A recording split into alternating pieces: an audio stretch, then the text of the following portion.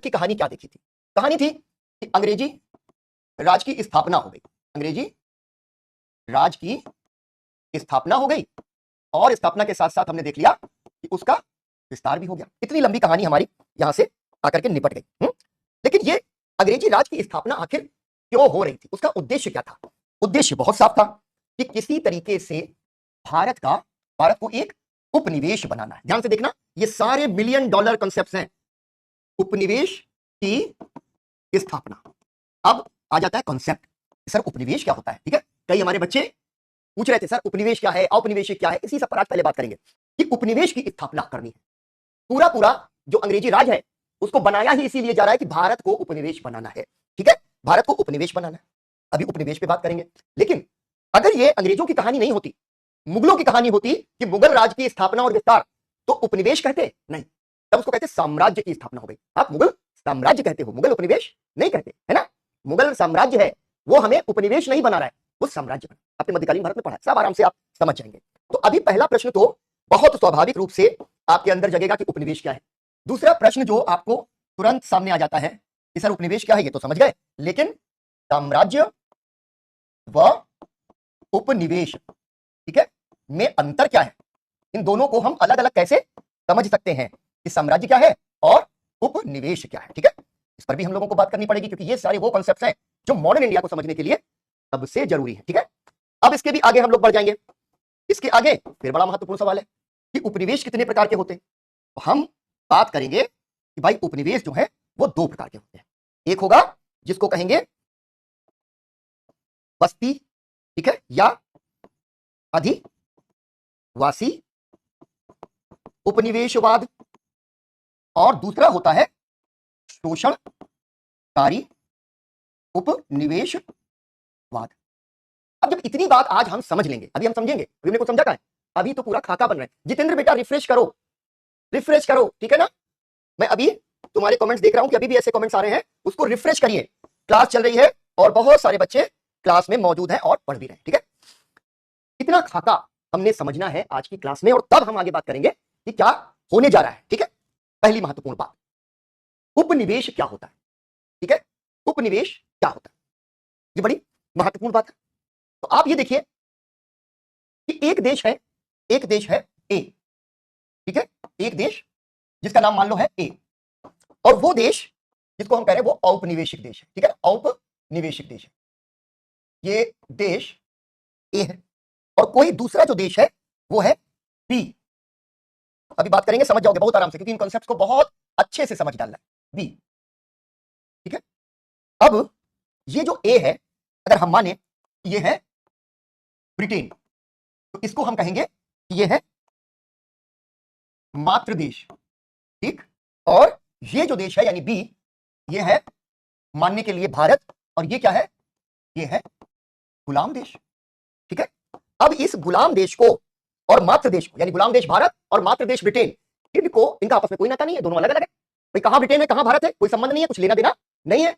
लेकिन यहां पर अगर ब्रिटेन को और भारत को एक ही वेन डायग्राम के अंदर कोई चीज ला करके बांध देती है, तो वो क्या है, उपनिवेशवाद। एक व्यवस्था बन गई, और ये व्यवस्था क्या है, उपनिवेशवाद की व्यवस्था। ठीक है ना, उपनिवेशवाद, ये पूरा का पूरा उपनिवेशवादी ढांचा है, जिसने क्या कर दिया, ब्रिटेन और भारत को एक दूसरे से जोड़ दिया।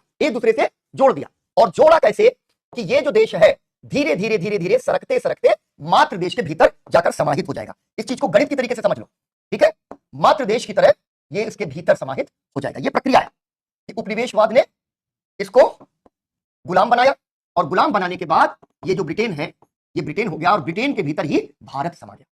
ठीक है, ये उपनिवेशवाद। तो ये क्या हुआ, औपनिवेशिक समाज, ये औपनिवेशिक समाज बन गया।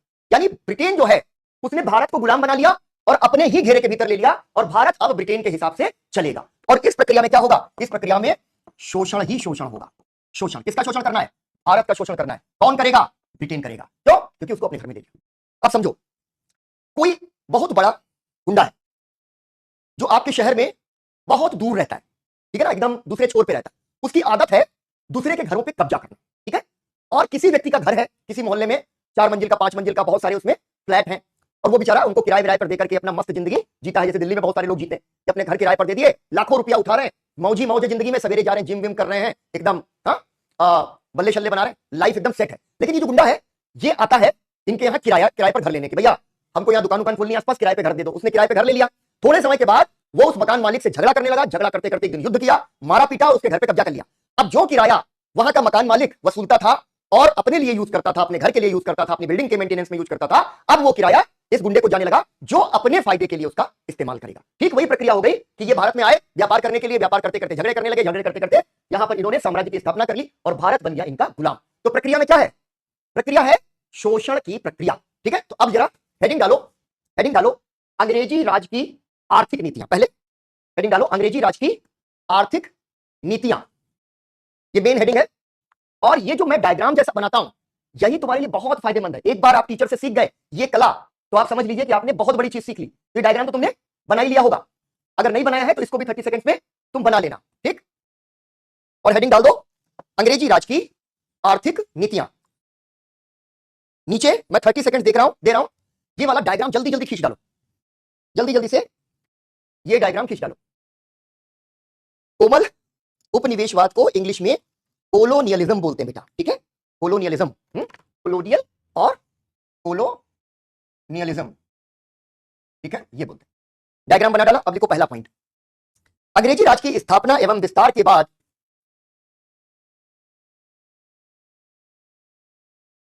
1765 से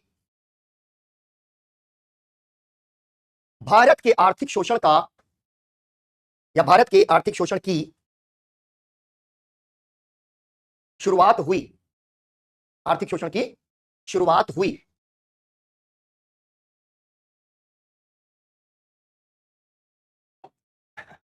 नेक्स्ट पॉइंट लिखो, ईस्ट इंडिया कंपनी ने, बेटा पहला पेज लिख रहे हैं श्वेता, पहला पेज लिख रहे हैं, ये फर्स्ट पेज है। ईस्ट इंडिया कंपनी ने भारत को अपना उपनिवेश बनाया था। ठीक है, आ गए इस पॉइंट पे, भारत को अपना उपनिवेश बनाया था।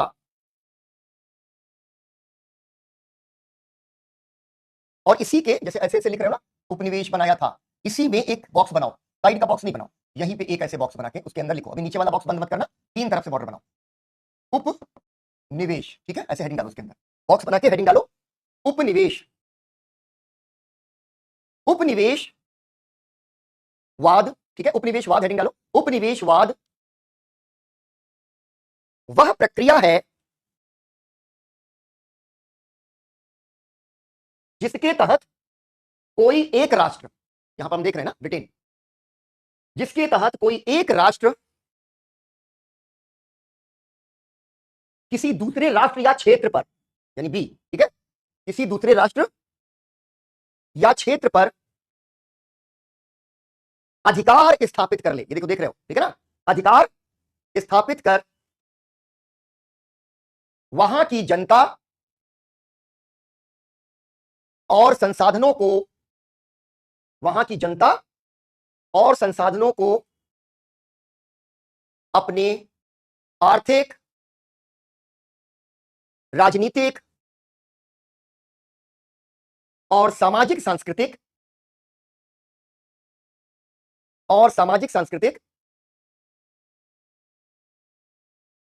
अरे सुधा की क्लास अभी भी नहीं चल रही है, क्या हुआ है?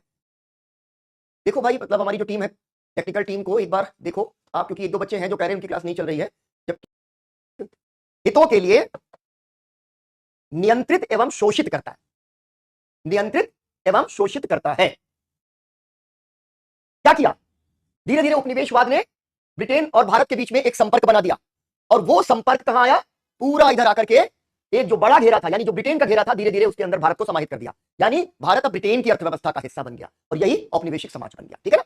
अब देखो दूसरा सवाल, उपनिवेशवाद कि उपनिवेश कौन हो गया? लिखो इसी बॉक्स के अंदर, लिखो उपनिवेश और डैश लगाओ, उपनिवेश और डैश लगाओ, ये उपनिवेश बन गया, भारत उपनिवेश बन गया। ठीक है ना? तो क्या लिखेंगे? जाहिर सी बात है, वह राष्ट्र या क्षेत्र, वो राष्ट्र या क्षेत्र जो किसी दूसरे राष्ट्र द्वारा गुलाम बना लिया गया उसे उपनिवेश कहते हैं। ठीक है, उसे उपनिवेश कहते हैं। ये दो बातें यहां पर क्लियर हो गई।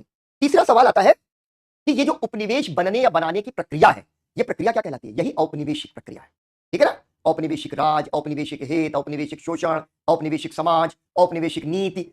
औपनिवेशिक जब हम कहते हैं तो ये जो अंग्रेज जो ये उपनिवेशवाद की प्रक्रिया चला रहे हैं वो औपनिवेशिक कहलाती है। इसको अलग से लिखने की जरूरत हमको नहीं है। ठीक है ना? ये सीधी सी बात है कि जो कुछ भी इस समाज यानी उपनिवेश में ब्रिटेन या मात्र देश द्वारा संचालित होगा वो औपनिवेशिक कहलाएगा। इतना तुम लोग सब समझते हो। अब देखो, इस बॉक्स को कर दो बंद, इस बॉक्स को बंद करो और यहां इस वाले डायग्राम पर आ जाओ। मुझे उम्मीद है कि आपने डायग्राम बना लिया। इस डायग्राम पर आ जाओ। अगला बुलेट पॉइंट लिखो। दुनिया में, ठीक है, दुनिया में मुख्यतः दो प्रकार के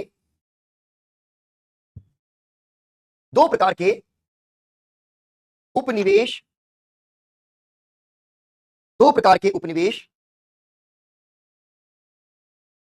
बनाए गए, दो प्रकार के उपनिवेश बनाए गए। डैश लगाओ। पहला लिखो, पहला लिखो बस्ती, बस्ती जैसे यहां लिखा है डैश आदिवासी, बस्ती या आदिवासी उपनिवेशवाद। ठीक है, बस्ती या आदिवासी उपनिवेशवाद समझ लो, बहुत इंटरेस्टिंग कहानी है। बस्ती या आदिवासी उपनिवेशवाद ये क्या है कि कोई किसी देश से, जैसे मान लो ये ब्रिटेन है, ब्रिटेन के लोग जाएं किसी देश को उपनिवेश बना लें उपनिवेशवाद की प्रक्रिया के तहत, लेकिन वहां पर जाकर के क्या करें,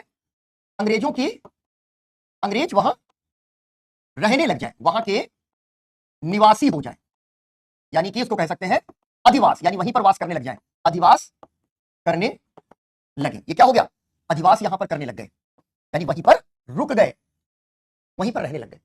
ठीक है, तो क्या हुआ, धीरे धीरे वहां बस्तियां बनी, धीरे धीरे वहां पर क्या हुआ, बस्तियां बनी, और बस्तियां बनकर के वो वहीं के मूल निवासी बन गए एक तरीके से, और उसे अपना देश मानने लग गए। होता है ना, लंबे समय तक आप जहां रहते हैं उसको अपना देश मान लेते हैं। तो भारत में भी जो है बहुत सालों से, इतिहास में बहुत सारे सालों से, जैसे मान लो कि मुस्लिम इस्लाम का आगमन हुआ, मुसलमान आए, धीरे धीरे रहने लगे, यहीं के होकर के रह गए। फिर ऐसा नहीं था कि वो यहाँ का पैसा कमा करके जो है कहीं और भेज रहे हो, अब तो वो जाते हैं बाहर, खाड़ी देश से भी पैसा हमारे यहाँ बेचते हैं, अपने यहाँ बेचते हैं, यही उनका देश है, उनका देश बन गया। अब यहाँ उपनिवेशवाद की प्रक्रिया क्या है कि ये गुलाम बनाने गए, उपनिवेशवाद की प्रक्रिया में वहीं लगे रहने। और इसका एक बहुत ही बड़ा उदाहरण क्या है, वो है अमेरिका। अमेरिका, आज का अमेरिका क्या है, वहां अंग्रेजी तो है, ये अंग्रेज गए गुलाम बनाने अमेरिका को, अमेरिका अच्छा लग गया, बोले हमारा दिल लग गया यहाँ पे, बढ़िया लग रहा है, एकदम सेटल है, अपना बिजनेस घर बना लिया, लड़के बच्चे पढ़ लिख रहे हैं, अब हम यही रहेंगे। थोड़े दिन के बाद ब्रिटेन के जो राजा और ब्रिटेन के जो संसद है उससे झगड़े करने लगे कि भैया ये अमेरिका का हित है। तो ब्रिटेन वालों ने कहा कि अबे तुम तो गुलाम बनाने गए थे, तुम तो बदले बदले नजर आ रहे हो। तो बोले हाँ हम बदले बदले नजर आ रहे हैं, हम हैं अमेरिकन, तुम हो ब्रिटिश। ये अंग्रेज ही जो है अंग्रेजों से लड़ गए। अमेरिका का स्वतंत्रता संग्राम हुआ और अमेरिका स्वतंत्र हो गया। अमेरिका में अंग्रेजों ने अंग्रेजों से लड़कर अमेरिका को स्वतंत्र करा लिया। ये कहानी है आदिवासी।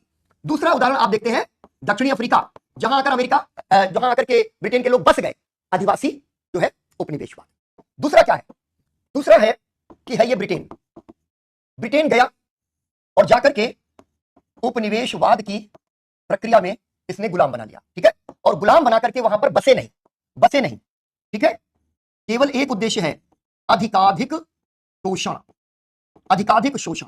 मतलब ड्रैकुला है, आए ऐसे गिराया, गर्दन में डाले तो दांत, सारा खून चूस रहे हैं बस, और कुछ नहीं करना, फिर तुम्हारी डेड बॉडी छोड़ के चले जाएंगे, उनको लेना देना कुछ नहीं है। अधिकाधिक शोषण, तो ये क्या हो जाता है, ये दूसरी तरीके का जो हमारा उपनिवेशवाद है वो क्या बन जाता है, वो उपनिवेशवाद कहलाता है शोषणकारी उपनिवेशवाद। ठीक है, यही तो हमने देखा, यही तो देखा ना। एक था सॉरी अधिकाधिक शोषण, यही तो था ना। देखो, एक बस्ती आदिवासी उपनिवेशवाद, दूसरा शोषणकारी उपनिवेशवाद। आदिवासी उपनिवेशवाद यहां पर हमने देख लिया, इसको क्या कहेंगे फिर हम, आदिवासी उपनिवेशवाद।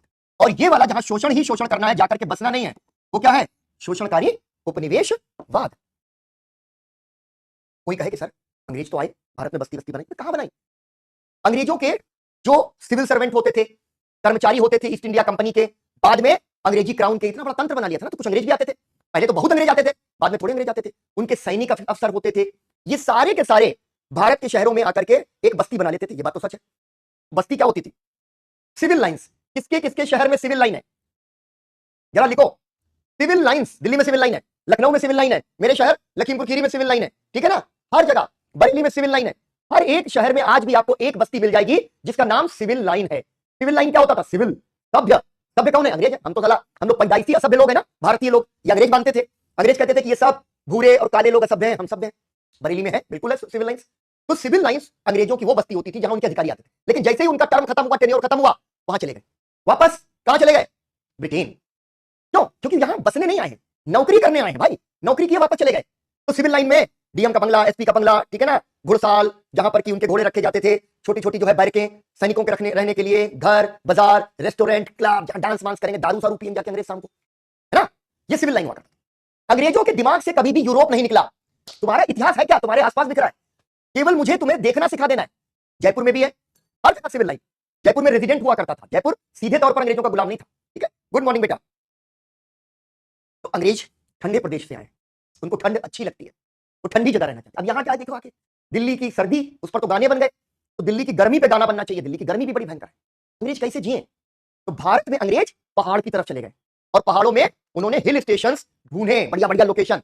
इसीलिए हिल स्टेशंस के नाम देखो क्या है? डलहौजी, है ना, डलहौजी नाम तो सुना ही होगा। लैंसडाउन, ठीक है, लैंसडाउन अंग्रेजों के नाम पर, और अंग्रेजों के नाम पर नहीं है तो नैनीताल जैसे भी सारे के सारे हिल स्टेशन उन्होंने खोजे, और शिमला ग्रीष्मकालीन राजधानी बना ली। क्यों? ठंडा प्रदेश चाहिए, यूरोप की याद सताए रे, गाना गाया करते थे दिन रात ये लोग, है ना। तो इन्होंने कहा कि यूरोप की तरह ठंडे ठंडे प्रदेश में हम हिल स्टेशन बनाए, थोड़ा बहुत तो यूरोप मालूम दे। सिविल लाइंस अगर आपने देखा हो और अब पेड़ कट न गए हो तो लंबे लंबे आपको यूकेलिप्टस के पेड़ दिखाई देंगे, क्योंकि यूकेलिप्टस जो है वो उनको यूरोप की तरह लगता, ठीक है। तो भारत में आकर वो बसे नहीं है, केवल यहां शोषण करने आए हैं। इसका सबसे जबरदस्त उदाहरण भारत है और अफ्रीका के कुछ अन्य देश हैं, ठीक है, जहां फ्रांस, ब्रिटेन, ये सब केवल और केवल शोषण करने गए, ठीक है। तो दूसरा, आपने इसको लिख ही लिया या नहीं लिखा?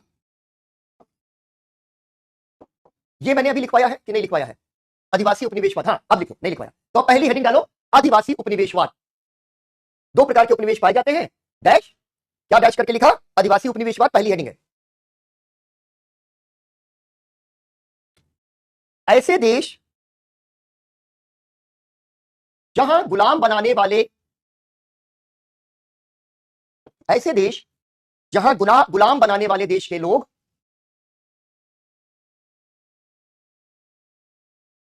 अपनी स्थायी बस्तियां बनाते हों, अपनी स्थायी बस्तियां बनाते हों, तथा तथा उस देश को अपना मानने लगे, अपना मानने लगे, आदिवासी उपनिवेशवाद कहलाता है, आदिवासी उपनिवेशवाद कहलाता है।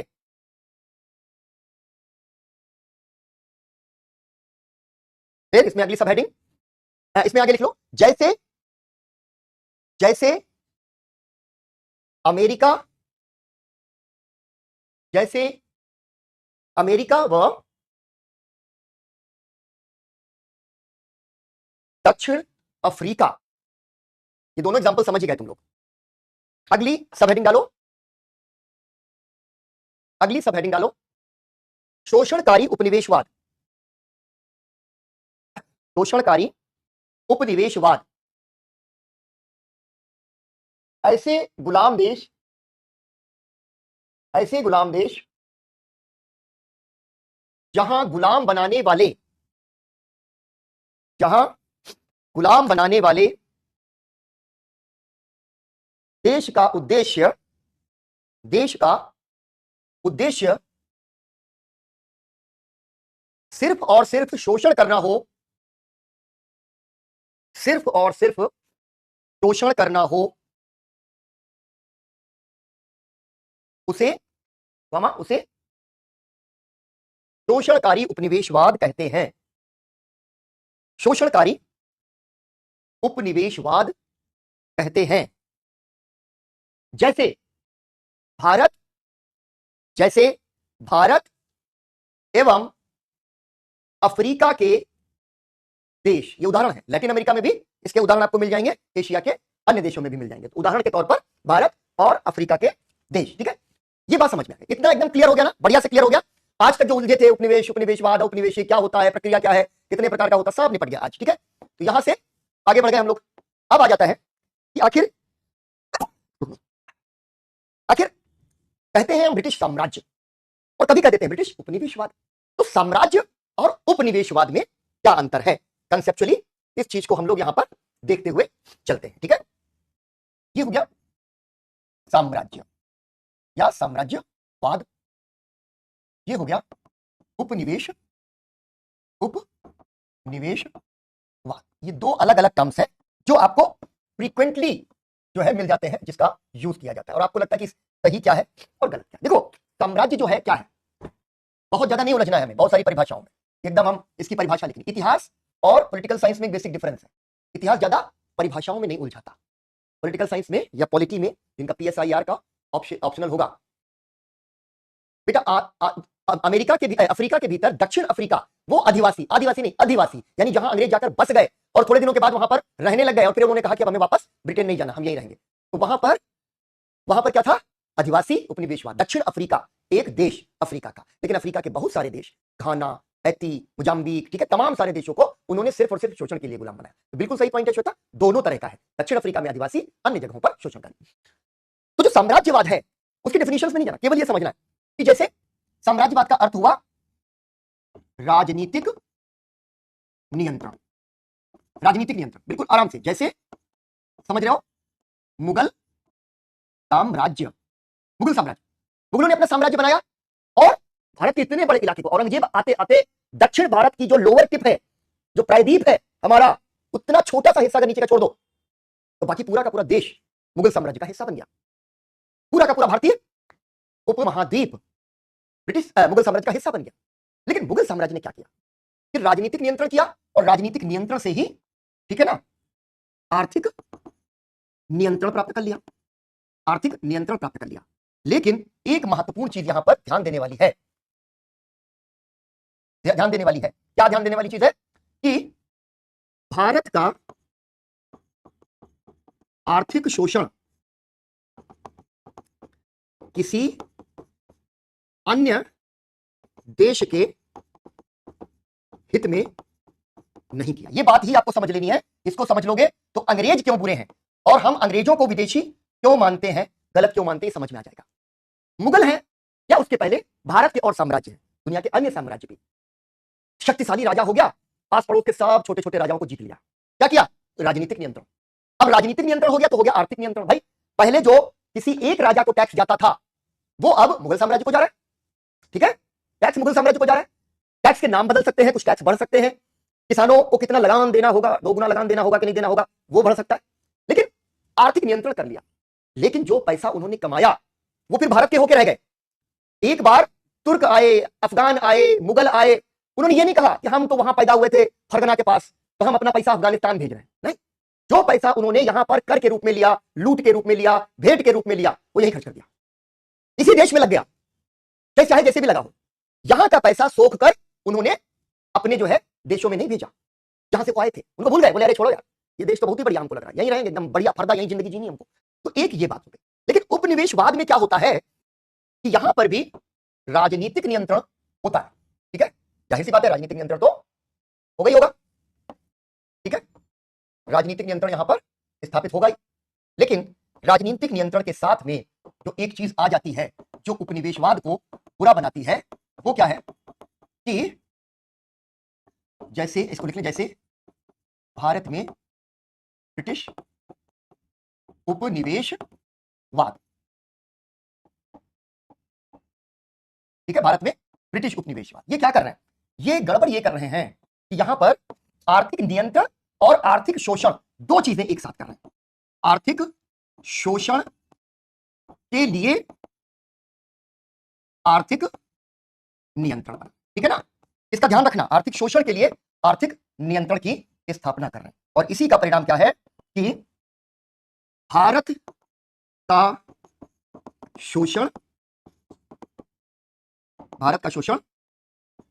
ब्रिटेन के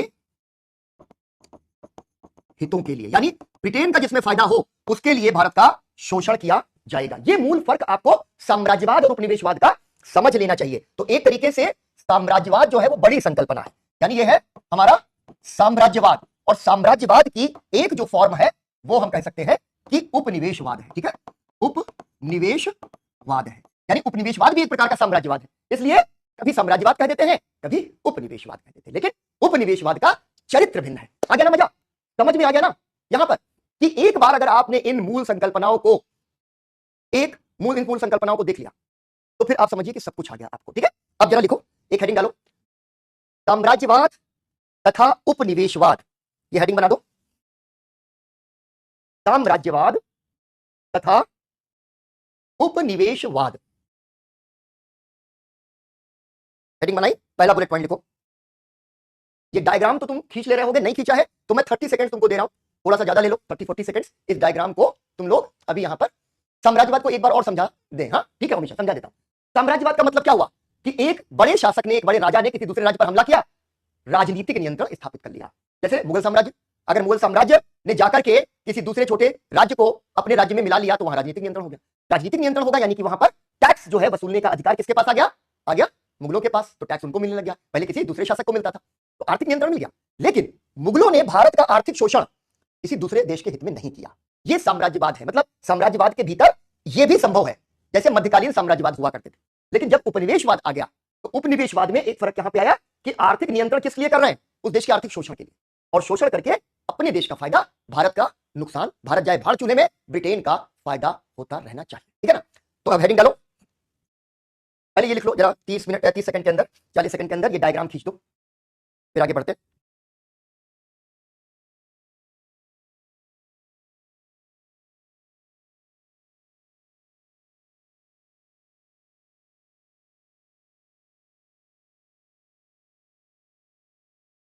आगे जब क्लास चलती जाएगी ना, आज भी ऐसे ही हो रहा है, बिल्कुल हो रहा है बेटा, परमेश एकदम।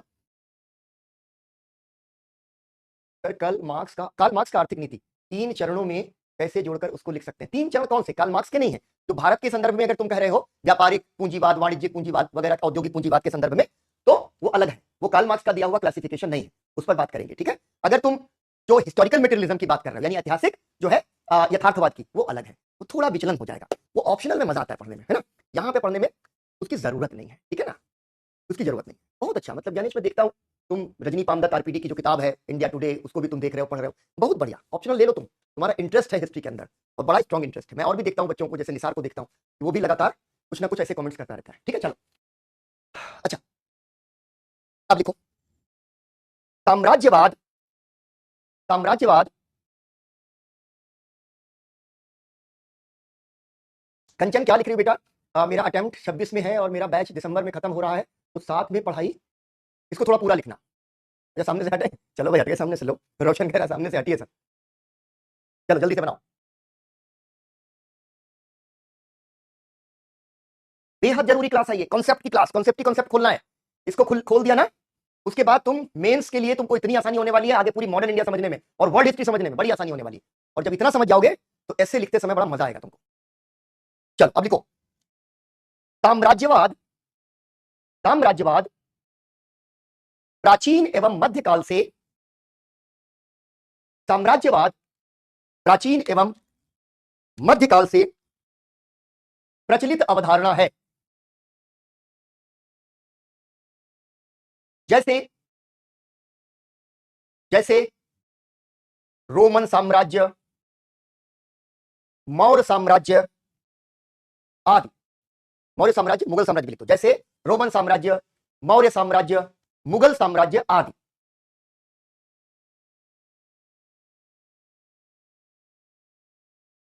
जब एक शासक, जब एक शासक किसी अन्य शासक पर, किसी अन्य शासक पर विजय प्राप्त कर लेता है, विजय प्राप्त कर लेता है, तो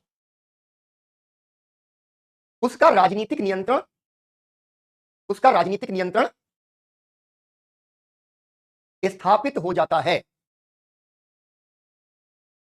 उसका राजनीतिक नियंत्रण स्थापित हो जाता है। पूर्ण विराम, आगे लिखो। राजनीतिक नियंत्रण के साथ ही आर्थिक नियंत्रण भी स्थापित हो जाता है।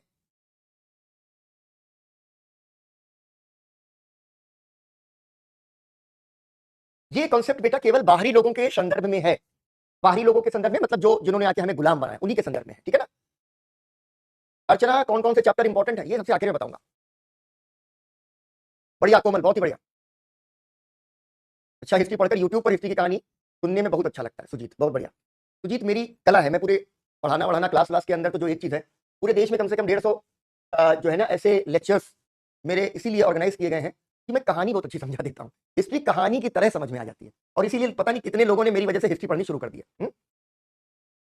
कोई नहीं कंचन, अभी जितना टाइम मिल रहा है बेटा उसको उस पर फोकस करो। कोई गिल्ट नहीं रखना, कोई रिग्रेट नहीं रखना कि टाइम नहीं मिल रहा है ना। एकदम आराम से पढ़ते रहो। जब खत्म कर लोगे उसके बाद टाइम मिलेगा, रिवीजन के फेज में टाइम मिलेगा, तब कर लेंगे। किसी ने कसम नहीं देनी कि 1 साल के अंदर सब कुछ पढ़ लोगे। अरे मनुष्य है यार, इतना क्लास पढ़ रहे हैं, बाकी सब पढ़ते रहेंगे। दो ना थोड़ा सा टाइम धैर्य से। दुनिया जहान की चिंता नहीं करना। कभी कभी मैं जानता हूँ बेटा, खासतौर पर जो लड़कियां हैं, लड़कों को भी लगता है, क्योंकि लड़कों के ऊपर भी सोशल प्रेशर होता है कि भाई हो गया साल भर की तैयारी, 2 साल तैयारी कर रहे हो, क्या होगा क्या नहीं होगा, बहुत प्रेशर होता है। तो उन प्रेशर का ज्यादा लोड मत लेना। ये जो रिश्तेदार, नातेदार, अड़ोसी पड़ोसी, ये सब लोग जो हर समय प्रेशर बनाते हैं ना, इनमें से एक भी नहीं चाहता कि तुम आईएएस बन जाओ। चाहते भी होंगे, अपवाद भी होंगे, लेकिन ज्यादातर लोगों का कोई इंटरेस्ट नहीं है कि तुम आईएएस बन जाओ। उनका इंटरेस्ट इस बात में है कि तुमसे इतनी बार पूछेंगे आईएएस कब बनोगे कि तुम में प्रेशर आ जाए और तुम आईएएस ना बन पाओ। जिस दिन ये खबर जाएगी कि भाई ये लड़की आईएएस बन गई, ये समाज में तुम्हारे अड़ोस पड़ोस में बहुत सारे लोग तो जो लड्डू लेकर के चले जाएंगे, बाद में बताओ यार हाई लगाने लगेंगे, हमारा बच्चा कुछ नहीं करता, उनका बच्चा आईएएस बन गया, तुरंत हाई लगनी शुरू हो जाएगी। ज्यादा समाज का लोड नहीं लो, पढ़ाई ऐसे ही करो, एकदम मस्त धीरे धीरे आराम से चलेंगे, कंसेप्ट समझते हुए। ठीक, चलो कंसेप्चुअल क्लासेस, हमको खुद मजा आता है बेटा कंसेप्चुअल क्लासेस में, क्योंकि वहां पर बड़ा स्पेस होता है दिमाग को खोलने का। और मैं खुद बड़े बेमन जो है ना पीपीटी यूज करता हूं। मैं सच बताऊं, इतने फैक्ट्स जहां पर ना हो तो मैं पीपीटी का यूज ही ना करूं, मुझे अच्छा ही नहीं लगता। वो पीपीटी लाए, कहीं कहीं पर फैक्ट्स हैं, ये है वो है, एक टाइम बाउंड ऑपरेशन है कि भाई क्लास को बढ़िया से खत्म कर लिया जाए, इसलिए ये मजबूरी पड़ जाती है। चलो तो आगे बढ़े। ठीक है, कि राजनीतिक नियंत्रण स्थापित हो जाता है। जीते गए राज्य के सभी प्रकार के राजस्व, जीते गए राज्य के सभी प्रकार के राजस्व पर विजयी राज्य का अधिकार हो जाता है। परंतु, इसकी आखिरी लाइन लिखना, परंतु यह अनिवार्य नहीं है, यह अनिवार्य नहीं है कि विजयी राज्य जीते गए का मतलब क्या हुआ, विजित, कि विजयी राज्य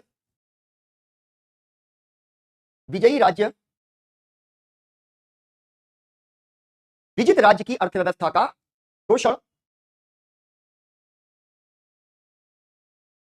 ठीक है, अर्थव्यवस्था का शोषण किसी अन्य राष्ट्र के हित में करेगा, किसी अन्य राष्ट्र के हित में करेगा। जैसे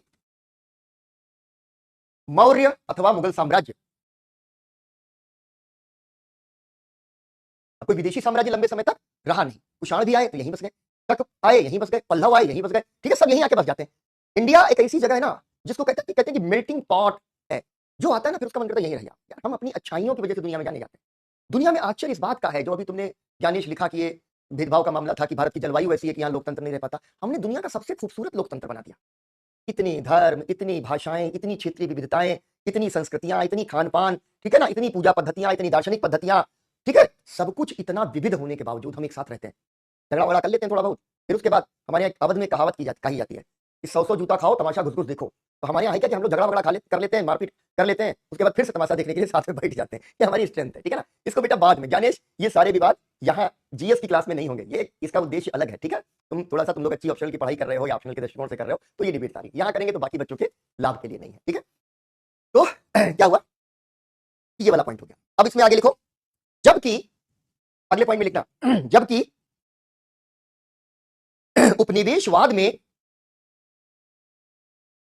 राजनीतिक नियंत्रण के साथ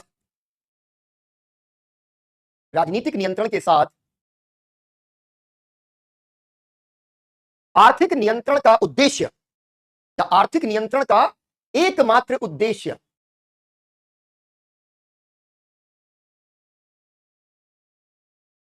उद्देश्य गुलाम राष्ट्र का शोषण होता है। गुलाम राष्ट्र का शोषण होता है। शोषण की इस प्रक्रिया को उपनिवेशीकरण या औपनिवेशीकरण कहते हैं। उपनिवेशीकरण या औपनिवेशीकरण कहते हैं। ठीक है, ये सेंटेंस हो गया। बच्चे मेरा YouTube channel doctor Saurabh Vajpayee के नाम से है, लेकिन उसको बहुत मैं रेगुलर उस पर काम कर नहीं पाता हूं। कुछ एक वीडियोस पड़े हैं, तो आप डॉक्टर सौरभ वाजपेयी के नाम से उसको सर्च करके YouTube पे जा सकते हैं। और उसमें यूपीएससी की क्लासेस नहीं है, उसमें कुछ जनरल क्लासेस हैं, जनरल इंटरेस्ट के टॉपिक्स हैं। ठीक है, तो वो तुमको अच्छे लगे हो सकता है, तो उसे तुम देख सकते हो। क्योंकि ये किसी स्टूडेंट ने पूछा, श्रद्धा ने पूछा, तो मैंने बता दिया। ठीक है ना। चलो, अब ये हो गया मामला हमारा 6। अब क्या हो गया, मूल में क्या बात आ गई, मैंने आपको क्या बात समझा दी कि यहां भारत में उपनिवेशवाद औपनिवेशीकरण की प्रक्रिया को हम समझ रहे हैं, और उसका एकमात्र उद्देश्य क्या है, शोषण। ठीक है, औपनिवेशीकरण, और औपनिवेशीकरण के अंदर उसका जो मूल तत्व है वो एक ही उसका उद्देश्य है, और उद्देश्य है क्या, शोषण। शोषण और शोषण। ठीक है ना, इतनी बात आप समझ गए। अब शोषण कैसे होगा, शोषण के लिए तंत्र का निर्माण करना पड़ेगा। शोषण के लिए तंत्र यानी व्यवस्था का निर्माण करना पड़ेगा। ठीक, तंत्र या व्यवस्था का निर्माण, और जो तंत्र या व्यवस्था है उसी को अंग्रेज जो है नीति कहेंगे। ठीक है, वो कहेंगे कि भाई हम तो तंत्र नहीं बना रहे थे, हम नीति बना रहे थे। ठीक है, और यहां पर हमें 2 चीजें ध्यान रखनी है। एक, अभी जब हम आर्थिक संदर्भ में बात कर रहे हैं तो एक हो जाएगा हमारा भू राजस्व नीति, और दूसरी हो जाएगी व्यापारिक वाणिज्यिक एवं औद्योगिक नीति। ठीक है ना, औद्योगिक नीति। तो इन 2 हिस्सों में हमें अब चल करके आगे पढ़ना है, ये क्या तंत्र बना रहे हैं भाई साहब, किस तंत्र का ये निर्माण कर रहे हैं। भू राजस्व नीतियां भी शोषण के लिए निर्मित हो रही हैं, और व्यापारिक वाणिज्यिक एवं जो औद्योगिक नीतियां हैं वो भी क्या है, वो भी जो है शोषण के लिए निर्मित हो रही हैं। अब देखो, हमने क्या देखा था, हमने देखा कि 1765 जब इलाहाबाद की संधियां हो गई ना, 1765 से 1772, ये जो काल है, ये काल था, इसको कहते हैं द्वैध शासन। द्वैध शासन, इसके बारे में हम लोग बाद में पढ़ेंगे, अभी खाली यही इतना ही रखना है। देखो, एक अच्छी मूवी की खासियत क्या है, ठीक है ना, अच्छी मूवी की खासियत यह है कि कहानी के सारे पात्र और सीन उसी समय पर आए जिस समय उनकी जरूरत हो। द्वैध शासन की जरूरत अभी नहीं है, जब हम संवैधानिक विकास की बात करेंगे, क्योंकि जब एक बार ना खाका बन जाता है तब फिर मजा आता है, तब संवैधानिक विकास में तुम देख पाओगे अच्छा द्वैध शासन से शुरू करके संवैधानिक विकास में। ठीक है ना, क्या एरर हो गया सुजीत, हाँ चल। तो ये द्वैध शासन चलता रहा, और जिस तरीके से पहले राजस्व की वसूली हो रही थी वो राजस्व की वसूली होती रही। असल काम शुरू हुआ भू राजस्व नीति के संदर्भ में जब वॉरेन हेस्टिंग्स भारत आया। ठीक है, वॉरेन हेस्टिंग्स गवर्नर बना। कहां का गवर्नर बना, बंगाल का गवर्नर। ठीक है, ये बात है 1772, और जब यहां पर ये गवर्नर बना उसी के साथ द्वैध शासन की समाप्ति हो गई। अब पूरी तरीके से कंपनी बन गई राजा, द्वैध शासन हो गया समाप्त। ठीक है, 1772 में। तो वॉरेन हेस्टिंग्स जो है पहली बार ये कोशिश करता है कि राजस्व की आय बढ़े, भू राजस्व की आय बढ़े, भू राजस्व से आय में वृद्धि हो, भू राजस्व से आय में वृद्धि हो, ये इसका उद्देश्य है, और इस उद्देश्य के लिए ये काम करना शुरू करता है यहां पर। ठीक है ना, और इसके लिए कुछ एक नीतियों का वो निर्माण करता है, ज्यादा नहीं करता। भू राजस्व वसूली का जो अधिकार था, यानी कि कौन किसान से लगान को वसूलेगा, ठीक है, अभी नहीं आया है बेटा, महारानी का शासन अभी नहीं आया है, महारानी का शासन बहुत बहुत देर बाद होता है। ठीक है ना, चलो, तो ये जो किसानों से टैक्स वसूलने का अधिकार, उसकी उसने नीलामी करनी शुरू कर दी कि थोड़ा नीलामी कर दे। नीलामी करने से क्या होगा, नीलामी क्या होती है कि पता चला, मैंने पूरी क्लास को बुला लिया कि अब तुम लोग ठेका ले लो वसूली का, क्योंकि पहले के जो लोग हैं वो कम वसूली कर पा रहे हैं, क्योंकि इन्होंने लगान बढ़ा दिया है। लगान पिक्चर के आमिर खान, ठीक है, उस फिल्म को तुमने देखा ही है, उसमें जो अंग्रेज है वो क्या कहता है, 2 गुना लगान देना होगा। इन्होंने क्या किया है कि 1765 से अगले 3 साल के अंदर ही अंदर 2 गुना लगान इन्होंने लेना शुरू कर दिया। अब लगान बढ़ा दोगे तो लोग बेचारे उस तरीके से लगान नहीं चुका पा रहे, तो हेस्टिंग्स ने कहा कि नीलामी करेंगे। 5-5 साल का ठेका इसने उठाना शुरू कर दिया, ठीक है ना, 5-5 साल का ठेका। तो एक काम क्या किया इसने, पहला काम यह किया कि भू राजस्व वसूली के अधिकार की नीलामी कर दी, भू राजस्व अधिकार की नीलामी कर दी और 5 वर्ष की अवधि का ठेका दिया, ठीक है। ये दो काम वॉरेन हेस्टिंग्स ने किए, लेकिन प्रॉब्लम किस एंड पर आ रही थी वो मैं तुमको बता दूं। जब बोली लगती है, बोली लगाने में क्या है, तुमने बहुत सारी फिल्म्स में ऐसे देखा होगा, बहुत सारी जगहों पर ऐसा देखा होगा कि बोली लग रही 5,000 करोड़ 1, 5,000 करोड़ 2, जैसे वो 3 कहे उसके पहले कोई कह रहा 5,010 करोड़, तो 5,010 करोड़ 1, 5,010 करोड़ 2, कोई कह रहा 5,050 करोड़। तो बोली जब लग रही है तो लोग बोली बढ़ा रहे हैं, खूब ऊंची ऊंची बोली लगा दे रहे हैं, लेकिन जब जमीन पे जा रहे हैं टैक्स वसूलने उतना टैक्स नहीं आ रहा है, और उसकी वजह से क्या हो रहा है, उसकी चिंता क्या है कि चिंता समस्या क्या बनी हुई है, बोली और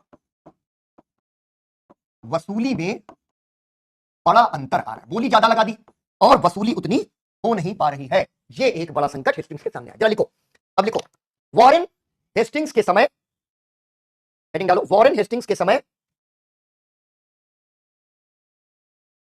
भू राजस्व नीति, भू राजस्व नीति,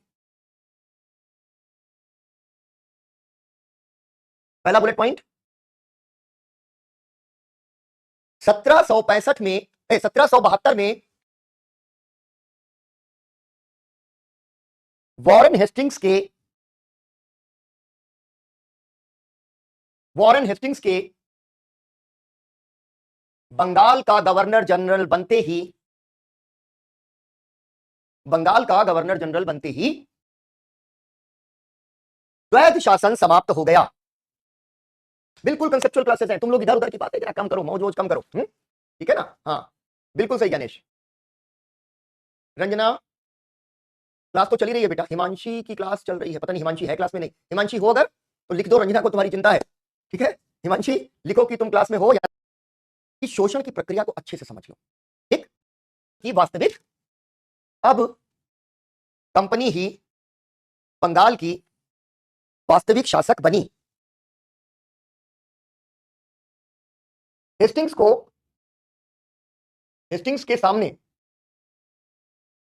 के सामने सबसे बड़ी प्राथमिकता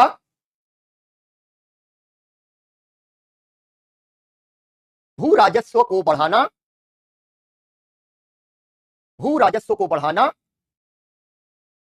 और उसे स्थिर बनाना था,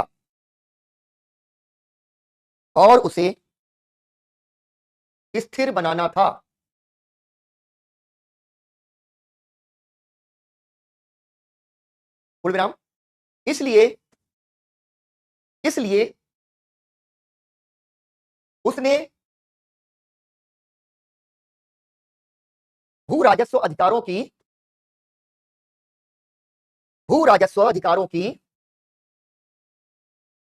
नीलामी करना शुरू कर दिया, भू राजस्व अधिकारों की नीलामी करना शुरू कर दिया,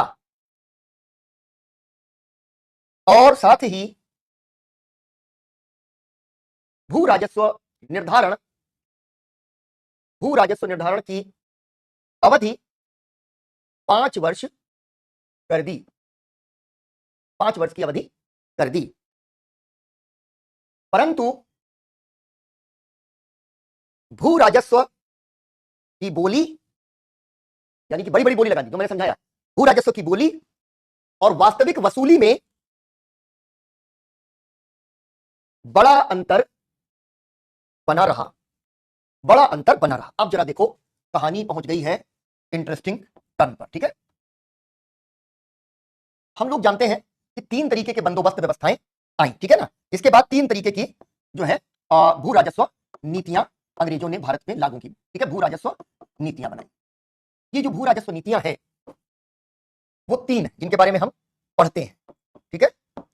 पहली यहां पर इसको कहते हैं स्थायी बंदोबस्त, ये जरा डायग्राम बनाते चलो, स्थायी बंदोबस्त स्लैश इसको स्तंभरारी बंदोबस्त, और तीसरा इसको जमींदारी व्यवस्था या बंदोबस्त, बस्त, और अंग्रेजी में इसको परमानेंट सेटलमेंट कहते हैं, ठीक है ना, परमानेंट सेटलमेंट कहते हैं। इतना बड़ा, इतने अलग अलग इसके नाम प्रचलित हैं, इतने अलग अलग नाम प्रचलित हैं। फिर इसकी कुछ जगहों पर आलोचना हुई और कहा गया कि नहीं भाई, इसमें तो बहुत शोषण है, ये नीति ठीक नहीं है और इससे अंग्रेजों का नुकसान हो रहा है। तो दूसरी एक नीति आई जिसका एक नाम था रैयतवाड़ी, या रैयतवाड़ी भी लिखते हैं, ठीक है, व्यवस्था या बंदोबस्त, ठीक है, रैयतवाड़ी बंदोबस्त। फिर एक तीसरी व्यवस्था आई जो कुछ अन्य क्षेत्रों में लागू की गई, उसको कहते थे महालवाड़ी बंदोबस्त। महालवाड़ी भी लिखते हैं, व्यवस्था भी लिखते हैं और बंदोबस्त भी लिखते हैं, महालवाड़ी व्यवस्था। तो मूल रूप से अंग्रेजों ने 3 प्रकार की जमींदारी या भू राजस्व व्यवस्थाएं यहां पर लागू की। इसका एक डायग्राम तुम बना लो, तुमने बना ही लिया होगा, इस पे कुछ लिखना अभी नहीं है, ठीक है। ये डायग्राम बनाओ, 30 सेकंड दे रहा हूं, फिर एक महत्वपूर्ण बात तुम्हें समझाता हूं। क्योंकि देखो बच्चे, एक बात ध्यान रखना, क्लास में हमेशा क्या कहता हूं कि तुम्हें बहुत सारे फैक्ट्स, तुम्हारे पास इतना एक्सेस है, इतना मटेरियल तुम्हारे चारों तरफ बिखरा पड़ा है, तुमको ओनली आईएसबी स्टडी मटेरियल दे रही है, एनसीईआरटीज भी हैं, 10 तरीके का मटेरियल तुम्हारे इर्द गिर्द और बिखरा पड़ा है। इंटरनेट पर भी तुम लोग जाते हो, इतने सारा मटेरियल बिखरा पड़ा है। आजकल तो तुम लोग स्मार्ट स्टूडेंट्स हो, फैक्ट तुमको हर जगह मिल जाएगा, सबके पास फैक्ट है। मेरी क्लास की जो ताकत है वो कंसेप्ट को खोल देना, समझा देना सरल से सरल ढंग से, और जो बातें किताबों में है नहीं कहीं दूर दूर तक, ठीक, उनको भी यहां पर तुम्हें समझा देना, समझा देना। मैं दरअसल आपको मैं कहूं कि एनसीईआरटी की जो किताबें हैं और जो बिपिन चंद्रा की भारत का स्वतंत्रता संघर्ष है, क्योंकि ये मेरे सब गुरु हैं, प्रोफेसर बिपिन चंद्रा हम सबके गुरु हुआ करते थे, प्रोफेसर मृदुला मुखर्जी, प्रोफेसर आदित्य मुखर्जी, जिन लोगों ने भारत का स्वतंत्रता संघर्ष किताब लिखी, प्रोफेसर सुचिता महाजन, ये सब मेरे टीचर्स। हम लोग इन दोनों किताबों को रिवाइज करना चाहते हैं कि यूपीएससी के स्टूडेंट्स जो हैं उनके लिए अच्छी किताबें बन सके, उस कोशिश में हम लगे हुए हैं। और वहां पर यही सारी चीजें हम लोग ऐड करेंगे। क्या कि बहुत कुछ कॉन्सेप्ट्स अभी भी आपके जो है ना, आपको समझ में नहीं आते। अब वो बात अगर आपने समझ ली तो फैक्ट शीट आपको बहुत आराम से जो है आप देख लेंगे, आप कहेंगे आपके लिए कोई चिंता ही नहीं, बहुत आराम से कर लेंगे। क्यों? ये हर जगह आपको मिल जाएगा। लेकिन अब जो अगली स्लाइड फिर से बनने वाली है वो भी कहीं आपको नहीं मिलता। क्या कि आखिर अंग्रेजों ने आकर भारत में ऐसा कौन सा तूफान खड़ा कर दिया, ठीक है, कौन सा तूफान खड़ा कर दिया जिसकी वजह से हम कहते हैं अंग्रेज बहुत बुरे थे। मुगल बहुत अच्छे थे अंग्रेजों की तुलना में, भारतीय शासक बहुत अच्छे थे मुगलों की तुलना में, ठीक है ना। क्यों थे? इसलिए फिर से वॉर स्टार्ट हो जाती है तुम लोगों की निसार। संजीवनी, अच्छा तुम लोगों को चैट दिख रहा है लेकिन क्लास नहीं दिख रहा, कुछ इस तरीके की चीजें हैं, तो लॉग आउट करके फिर से लॉग इन करना पड़ेगा, ठीक है ना। चलो अब ये जरा देखो स्लाइड कि अंग्रेजों ने क्या तूफान मचा दिया।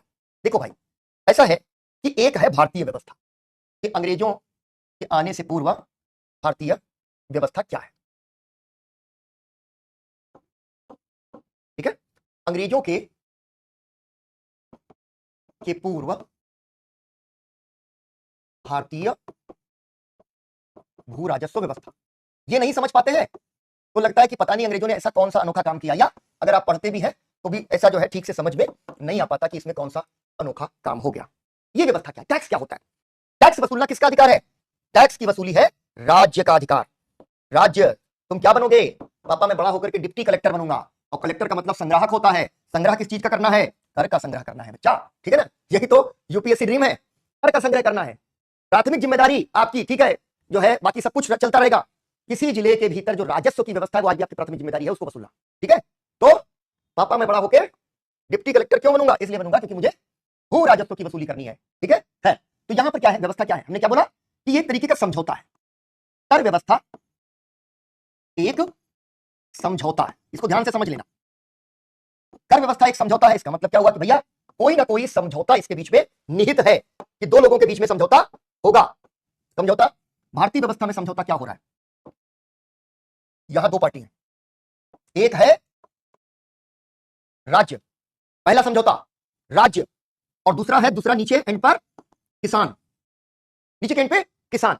राज्य और किसान के बीच में एक समझौता है। समझौता क्या है कि वो कहता है कि किसान जो है वो कर देगा राज्य को, किसान कर देगा राज्य को। कर का मतलब भू राजस्व, किसको देगा? राज्य को देगा। ये दोनों के बीच में समझौता हो गया। लेकिन इस समझौते का एक बहुत बहुत महत्वपूर्ण जो है, हम कहेंगे कि आधार है, कि राज्य पलट के इधर से इधर की ओर पलट के कह रहा है कि राज्य जो है वो मानता है कि किसान भू स्वामी है, यानी किसान ही भूमि का मालिक है। समझ लो बेटा, ये समझना बेहद जरूरी है, यहीं से खुलेगी सारी चीजें कि कर व्यवस्था एक समझौता है। राज्य है और राज्य के साथ किसान है, इन दोनों के बीच समझौता है। किसान कहता है कि हम भू राजस्व देंगे और राज्य कहता है कि भाई भूस्वामी तुम हो। कबय भूमि गोपाल की, land to the tiller, land to the tiller. जिसने जाकर के अपना हल किसी जमीन पे गाड़ दिया और वो फसल लेने लगा, राज्य कहेगा कि भूमि आपकी है। कई बार जो राज्य है वो बंजर जमीनों पर खेती के लिए प्रोत्साहित कर रहा है कि आओ जिसके पुट्ठे में ताकत है जाकर के वहां पर खेती करेगा, भूमि हो गई। दो चीजें, भू राजस्व किसको, राज्य, किसान भूस्वामी। अब देखो यहां इसकी वसूली का एक सिस्टम है। इसकी जो वसूली का सिस्टम है, उस वसूली के सिस्टम में कई सारे मध्यस्थ हो सकते हैं। वो मध्यस्थ कौन हो सकते हैं? जैसे मध्यस्थ कौन है? मध्यस्थ है जागीरदार, जिनको जागीर मिली मुगलों के समय में। जागीरदार पढ़ा है तुमने, तो जागीरदार को जागीर मिली। अब जागीरदार को जागीर मिल गई तो जागीरदार क्या करेगा? वह कर की वसूली करवाने के लिए जो स्थानीय जमींदार हैं उन जमींदारों से अप्रोच करेगा, मतलब जमींदारों से कहेगा कि तुम हमको टैक्स वसूल के दो, ठीक है, तुम हमको टैक्स वसूल के दो। तो जागीरदार, जमींदार, ये पूरे के पूरे जो है कर वसूली के मध्यस्थ हैं, यानी टैक्स को वसूल के ये राज्य तक पहुंचाएंगे। लेकिन दो चीजें, जमींदार जमीन का मालिक नहीं है, इस बात को ध्यान रखना बच्चे। जमींदार जमीन का मालिक नहीं बना, जमीन का मालिक किसान है, इसलिए जमींदार का कोई हक किसान के ऊपर नहीं है। यही सबसे बड़ी चीज है, ठीक है ना बच्चे? मैंने तो शपथ ले ली, तभी तुम्हारी क्लास बढ़िया चल रही, कि जब मुझे सही लगेगा तो मैं उधर कमेंट देखूंगा, वरना इतने अननेसेसरी कमेंट्स हैं जो उसमें उलझ जाएंगे तो ये क्लास बढ़ेगी नहीं। ये इतनी बढ़िया कंसेप्चुअल क्लासेस, कभी कभी नहीं, ये कोई सेल्फ क्लेम नहीं है, ये मेरा कहना है कि कोई नहीं पढ़ाता। मेरी खासियत है कि इतने कंसेप्ट को ऐसे खोल देना, और अगर तुम क्लास में रहते हुए इसको मिस कर जाओगे तो तुम वो चीज मिस कर रहे हो ना जो मैंने तुमको बताई थी कि 7 दिन के अंदर ज्योग्राफी के कंसेप्ट खुल गए और मैंने 22 में से 21 सवाल सही कर दिए, मुश्किल 2.5 महीने के बाद। 22 में से 21 सवाल ज्योग्राफी, जो मुझे कठिन लगता था। इसको समझ लोगे तो कुछ कुछ वैसे ही परफॉर्मेंस करोगे, प्रीलिम्स में भी और मेंस में भी। और वरना तो चैट है, करते रहो चैट, चैट बॉक्स ओपन है, ठीक है, चैट बॉक्स ओपन है। फिर क्या होता है? एंग्जाइटी आएगी, कोई कहेगा पीपीटी में जो समझ तरीके के रिमार्क्स आएंगे। एंग्जाइटी कहां से ड्रिवन है? किताबें तुमको नहीं समझाती हैं, समझाती हैं तो आप समझ नहीं पाते हो सकता है 5 साल बाद समझ पाओ कि किताब में ये लिखा था। हम लोग क्या करेंगे? हम आपको यहाँ पूरा कॉन्सेप्ट समझा देंगे, संकल्पना खोल के बता रहे हैं कि भाई अंग्रेजों के आने से पहले व्यवस्था क्या है। मैंने क्या कहा यहाँ कि जमींदार जागीरदार कौन है? ये है कर प्रणाली में मध्यस्थ, कर प्रणाली के मध्यस्थ, ठीक है, परंतु भूमि के स्वामी नहीं है। राज्य कहता है इनसे कि तुम वसूलो, राज्य कहता है इनसे तुम कर दो, लेकिन अगर ये कर नहीं दे पा रहे हैं तो इनका कोई अधिकार नहीं, अधिकार राज्य के पास। यही दो चीजें हैं जो पुरानी व्यवस्था के अंदर बनी हुई है। ये 2 पॉइंट्स लिख लो, तब आगे हम लोग बढ़ पाएंगे। लिखो जरा, एक हेडिंग डालो, अंग्रेजों के पूर्व भारतीय भू राजस्व व्यवस्था।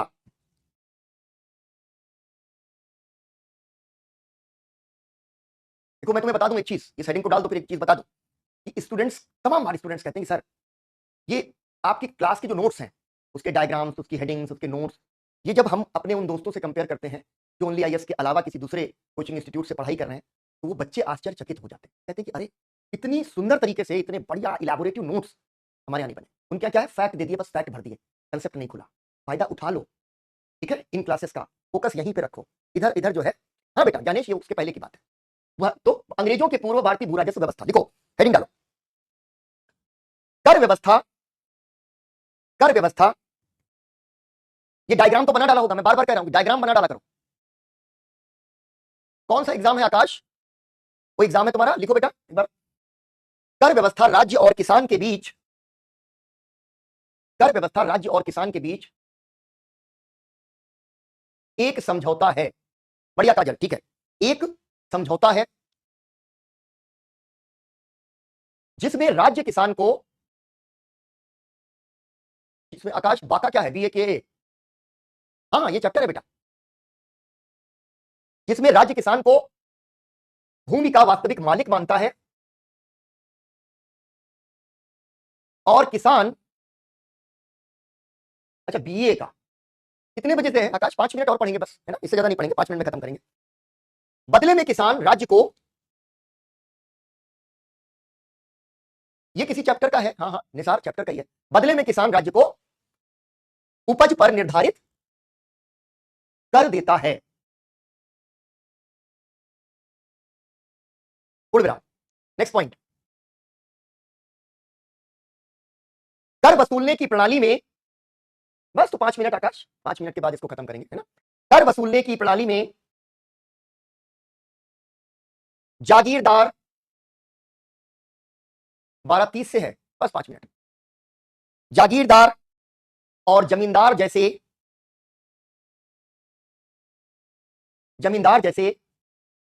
मध्यस्थ हुआ करते थे,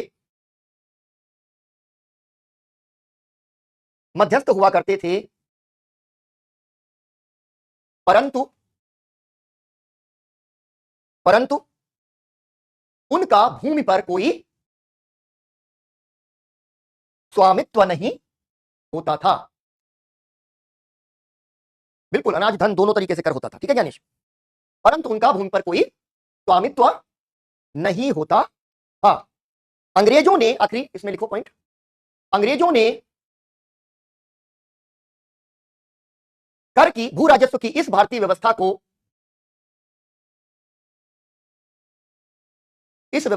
ठीक है, भू राजस्व व्यवस्था को अपने हितों की पूर्ति के लिए पूरी तरह बदल डाला, ठीक है। चलो, पूरी तरह बदल डाला, ये बन गई तुम्हारी भूमिका। अब कल हम भू राजस्व की जो 3 नीतियां हैं, स्थायी बंदोबस्त, रैयतवाड़ी बंदोबस्त और तुम्हारा महालवाड़ी बंदोबस्त, उस पर बात करेंगे और साथ ही साथ व्यापारिक वाणिज्यिक नीति पर बात करेंगे, ठीक है ना। तो चलो, जिनके एग्जाम है उनको ऑल द बेस्ट। 12:30 2 बजे, चलो बहुत ही बढ़िया। तो मिलते हैं हम लोग कल अपनी नेक्स्ट क्लास में उसी टाइम 10 बजे, ठीक है।